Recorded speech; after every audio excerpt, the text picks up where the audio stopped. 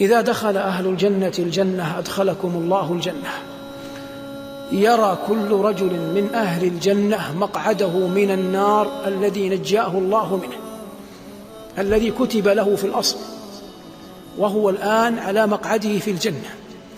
فإذا رأى مقعده في الجنة ما يقول لو، يقول لولا، يقول لولا أن الله هداني لجلست في ذلك المقعد. فهل جلس في ذلك المقعد الذي في النار؟ لا. لماذا؟ لوجود شيء هو ماذا؟ هداية الله ورحمته. وقالوا الحمد لله الذي هدانا لهذا ما كنا لنهتدي لولا أن هدانا الله. هذه واضحة. على الضد أهل النار يرون مقعدهم من الجنة الذي حرموا منه. هم الآن أين؟ عاذنا الله وإياكم في النار. فيرون مقعدهم في النار في الجنة الذي حرموا منه، فيقولون، لا يقولون لولا، يقولون كما حكى الله لو أن الله هداني لكنت من المتقين. هل هداه الله؟ لم يهده الله، لم تنله رحمة الله.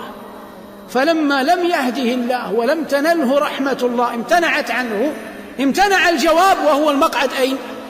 في الجنة، وهو المقعد الذي في الجنة. فلن يدخل أحد الجنة إلا برحمة الله. إذن ما أعظم ما يلتمسه المؤمن؟ رحمة الله. والمؤمن يسأل الله غدوا ورواحا أن يثبته على الدين. فلولا أن يثبتك الله لن تثبت، ولولا أن يرحمك الله لن ترحم، ولولا أن الله يغفر لك لن تنجو. فكل الأمور معلقة على رحمة العزيز الغفور.